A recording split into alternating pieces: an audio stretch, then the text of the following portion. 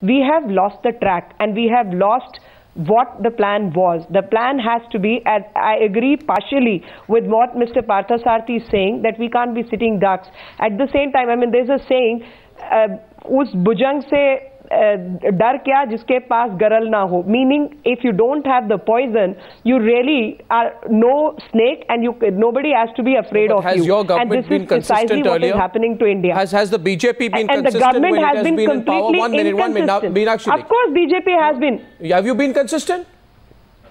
Have you been consistent? Of course we have been consistent. Really? And have you been consistent? I thought in Parliament. No, 1 second. Yes, please. we have been I'll tell you why. No, 1 minute. We have been consistent. You mark. And No, 1 minute. You're not letting me speak. Meenakshi Lekhi, you're not letting me speak. You're not letting me speak. A 10-second intervention to prove that, to question you on consistency. You know, from pronouncing in Parliament that, and I quote, now India has to embark on an aar paar ki ladai, unquote, a war to the finish, right? To, in April 18, 2003, saying a fresh hand of friendship has to be extended to Pakistan. I don't know if there has been great consistency and of levels of tolerance, even when you were in power, greatly changed during the NDA government. I am not wrong. If I am wrong, Mr. Parthasarathy, correct me right now. No. I'm not on that. I don't want to find fault with anyone politically. No, but I am only on the point of consistency. All I'm saying is, yes, there is totally inconsistent to have invited Musharraf to Agra. Exactly, that's the point. After the Red Fort had been attacked by the Lashkar-e-Taiba. That's the point. So let's be very real. But we are all talking as Indians, and I'm not getting into the politics of who's right or who's wrong. All I'm saying is, let's get tough. Arnab, and let me say this, that the negotiations I want to state that. I can't speak for Brajesh Mishra, I can't speak for anybody else. I'm speaking for what has happened now post 2007. I'm speaking when 2 soldiers in 2011 have been beheaded, there was no reaction. I'm speaking for the soldier which has been beheaded right now, and again there is no reaction. We are going on speaking about trade and all kinds of visa policies. What is it taking us to? And how have we isolated Pakistan? Again, answer is no. Our dialogue is again inconsistent. There is an ambivalence to the policy. I'm saying let there be a government A, let there be a government B, let there be a firm policy in place as to how one has to deal with Pakistan. So there is no and unified... because there is no consistency in that, we are suffering. Yeah, and let me point out 2 things. Let me point out 2 things. Meenakshi Lekhi, the only consistency is the lack of consistency. Let me point out 2 things so far as this particular incident is concerned. Let it not be limited to this incident. And even on this incident, leader of opposition spoke to the NSA, requested that we are with the government on any tough stand that the government needs to speak on or take. There was no response. There was no response as to how one has to deal with the widow of the person who has been sacrificed for the nation. There was no response, and today, for the first time, people have started reacting after leader of opposition I would only say this. Now, this is not what is expected of the government machinery. Instead of Akhilesh going one and then BJP going, it would have been better if an all-party parliament delegation had visited the martyrs' family. It would have been much more sense. My question to Leela Ponnappa is this. You know, do we need to have a unified universal policy? And do you agree with G. Parthasarathy, who says it's time to punch them back and punch them hard for once? Absolutely. I think first of all, it is time for us to get rid of illusions. There are too many illusions that have been built up over the past few years, and I think all parties have had a hand in this at different times, about the prospect of enduring peace with Pakistan. The realities of Pakistan have to be recognized in terms of who exercises power, what their strategic objectives are, and above all, what their attitudes to India are, because that forms the basis of all their strategic thinking, number 1.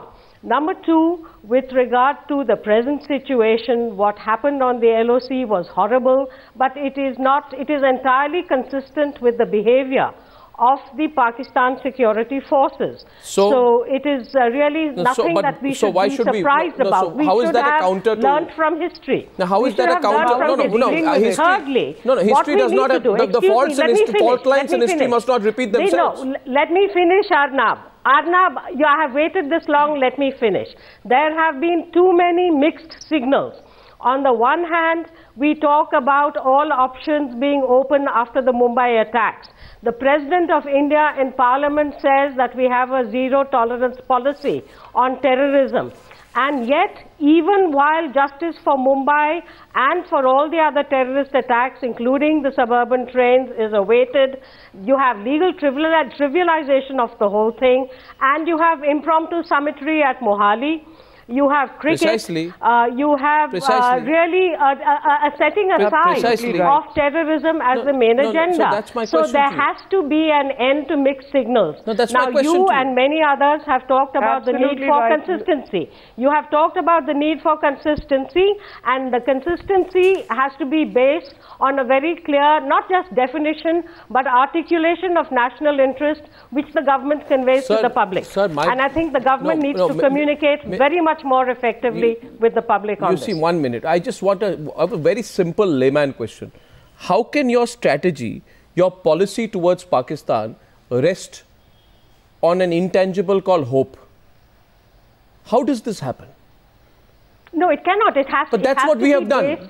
On a very clear assessment of, look, until from July 2010 up to a few months ago, Pakistan was in a charm offensive. And there were many in this country who believed it. I have said it on your channel, and I have used these words. It started with Hina Rabbani Khar's visit. You had the MFN announcement, for which the notification still has not yet come. You had the Zardari visit. You had all of this. And yet, you had the then Foreign Secretary, now the High Commissioner to India, talking about the literature that the Indian Foreign Secretary gave on Mumbai. You've had the Pakistan Foreign Minister saying, forget it. So, I know, but you know, this charm offensive. You have to be consistent. But in November 2011 at the SAARC summit, the Prime Minister said this, and I quote him, Mr. Parsa. He said, I did discuss with Prime Minister Gilani, who he later described as a man of peace, whether the Pakistani army is fully on board to carry forward with the peace process.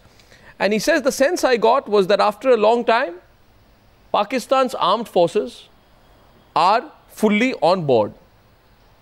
Were we gullible to think so, knowing General Kiani's background? That's the point. I think the very fact that such a statement was made goes to show that, I mean, was it thinkable that anybody would say that the Indian army is on board? Are we not seasoned enough of our structure? Are we not seasoned enough to see through? Shows that the Pakistan army runs the establishment. Yeah, so why don't we see through it? Yes.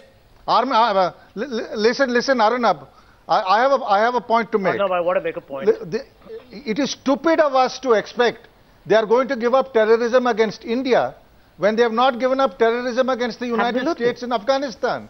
What world are we living in? The Pakistan army has funded jihadis and supported them in Afghanistan. They have supported them in India. Now let me say, I am not a warmonger. I am not saying go to war. I am saying develop capabilities to inflict pain which the Pakistan army cannot bear. Surgical strikes. Don't pretend that and listen to what Gilani or Hina Rabbani Khar think. The Pakistan army holds them to contempt. For too long, the discourse has been about non-state actors, and we have to recognize that everything that happens non-state actors are the same. On state support for terrorism. One sec, Meenakshi Lekhi was making a point. I have 1 minute left on the debate. Meenakshi Lekhi, and then a final word from Sanjay Jha. Yes, Meenakshi Lekhi. You see, the state and the non-state actors are one and the same thing in Pakistan. So whereas Pakistan is concerned, they run the governance.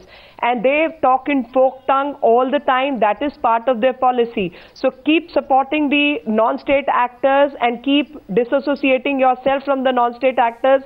Keep pretending you're on peace talks and keep attacking. This is the manner in which their policy is run. Absolutely. And not once. Now 2611 is subsided. Afzal still remains. And Kasab goes, somebody else still comes. Hafiz Saeed, again no action. They keep saying produce the documents. The foreign minister. When you talk about United Nations Security Council thing, again you're not coming up. So keep talking this and keep sending terrorists in one form or the other. They will infiltrate towards from the borders and they will come via visas which you are willing to give them. Absolutely. Nobody wants war, but it is the foreign minister. And in the process, invite Dawood Ibrahim Samandi, who openly claims that he is a great admirer of Dawood Ibrahim. Almost came, was stopped at the last minute. And these people, will keep sending their players, they will keep sending their singers and keep taking money out of this country. Sending mixed signals and we must get rid of any illusions. Follow the army and the government need to speak in the same language. For what it is. Mr. Jha, everyone's achieved a consensus here. Why do you want to be the odd one out? Are you not sensing the mood of the nation? Are you not sensing the mood of the nation? Even the Congress Party senior leaders, absolutely. Even Congress Party senior leaders tell you, the Congress Party have talked of a proportionate and strong response.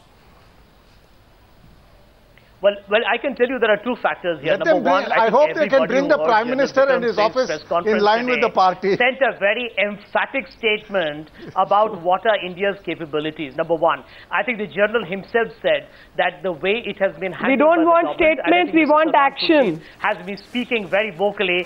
Is being done in a correct fashion. Number three, now let me make a third point. You know, we flatter Pakistan here if you believe that after decisive military triumphs over Pakistan, over 4 wars, if we believe that Pakistan is really preparing for a war against India, I think we are being extremely kind to our neighbor. Yeah. And point number 4, I think we need to go back and listen to history here. When you look at 1 minute, speak the language they understand. One simple example. Arnab, I think this matter should be handled devoid of politics. In between Israel and Palestine, whenever they have had conflict, it has not really resulted in any improvement in their relationships. So somewhere down the line, even if Pakistan is responsible, India needs to send a tough message. I don't think anybody is... Mr. Jha, how can we in India, how